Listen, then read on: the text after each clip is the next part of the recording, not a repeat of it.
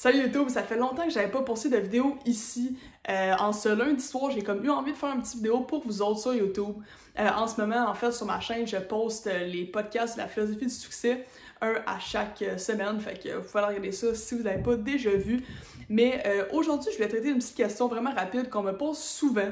Et c'est une question, donc il y a plusieurs réponses possibles, mais j'ai eu envie de vous en présenter une quand même très importante. Alors la fameuse question, c'est pourquoi j'arrive pas à manifester ce que je veux? Pourquoi j'arrive pas là à, je fais de la visualisation, je fais de mes intentions, des affirmations, peu importe, j'arrive pas à faire manifester ce que je veux. Alors on va traiter ça dans 2 secondes. Donc, comme je vous l'ai dit avant, c'est sûr qu'il y a plusieurs raisons pour lesquelles on peut ne pas manifester quelque chose. C'est quand même assez évident. Puis c'est sûr que je peux pas donner la raison pour vous autres exactement, mais celle que j'ai voulu traiter, c'est une des raisons primaires pourquoi on a de la difficulté à manifester quelque chose. Premièrement, il faut comprendre qu'on a une croyance. Je pense qu'il y a un de mes collègues qui vient de se réveiller. Bon, excusez, ça m'a un peu déconcentré tout ça. Donc, ce que je disais, c'est qu'on a une croyance, on a une certaine foi envers notre objectif. Donc, on a la croyance que ça va se produire ou non à un certain niveau, à une certaine échelle. Si je vous dis, est-ce que tu as la croyance que demain matin, tu vas recevoir 100 000 $ dans ton compte, peut-être que ça va être difficile pour vous d'avoir la foi, d'avoir cette croyance-là que ça va se passer. Mais si je te dis, est-ce que tu as la foi que, je sais pas, dans ta vie, tu vas réussir à faire, je sais pas moi, 10 000 $, ben c'est comme assez simple de croire ça parce qu'on se dit, tu sais, la vie, c'est long. Fait qu'il y a des facteurs qui font qu'on croit plus à une certaine situation ou à une certaine manifestation qu'une autre. Et souvent, la foi, c'est quelque chose qui vient nous nuire parce qu'on dirait que on n'a pas assez de foi en nous-mêmes ou en l'univers qui est aussi abondant qu'il est. On a de la difficulté, on dirait, à croire qu'une grosse manifestation ou quelque chose, un gros objectif qu'on se met, qu'on peut le réaliser. Fait que la foi, la croyance, c'est extrêmement, extrêmement important. Je vais prendre un exemple assez concret, par exemple, de quelqu'un qui voudrait faire manifester, je sais pas moi, un nouveau revenu, peu importe, de 10 000 $. Donc, veut faire plus d'argent, 10 000 $. Eh bien, le problème ou l'affaire qui va faire que cette manifestation va peut-être être difficile à faire, c'est simplement que la croyance que tu as, si tu dis « Ok, je veux faire 10 000 $ avant le mois de juillet », je te donne un exemple. Ben là, tu dis « Ok, je vais faire 10 000 $ avant le mois de juillet », est-ce que j'y crois vraiment? C'est quoi la croyance que j'ai envers cet objectif-là, cette réalisation-là, cette manifestation-là? Est-ce que j'y crois assez?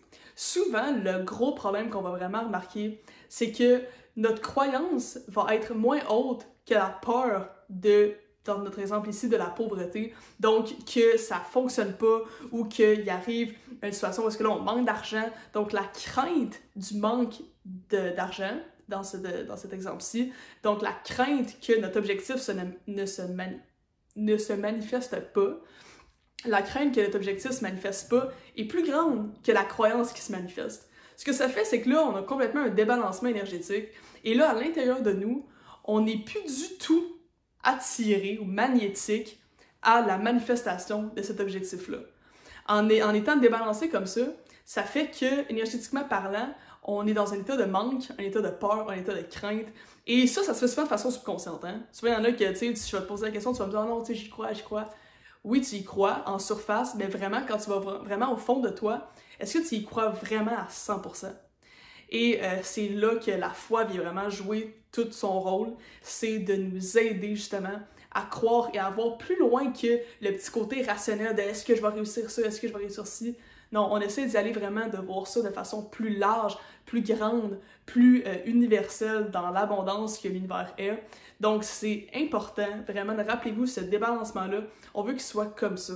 On veut que la crainte, la peur, là, elle soit plus là du tout. On ait juste notre foi en la vie, en l'univers, que notre objectif va se manifester d'une façon qu'on ignore, mais on a vraiment la foi qui va se manifester.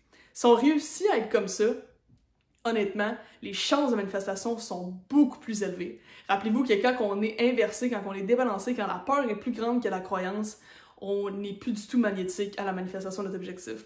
Au contraire, on est réticent et ça fait vraiment une grande distance entre toi et ton objectif.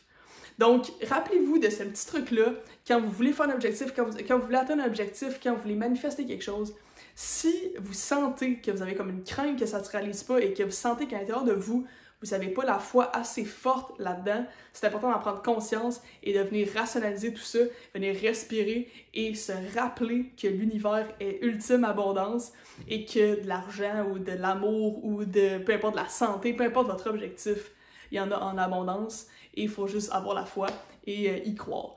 Alors, c'était ma petite morale du jour. J'espère que vous avez apprécié. N'hésitez pas à liker, subscribe si ça vous tente. Alors, merci énormément pour votre attention encore et namasté.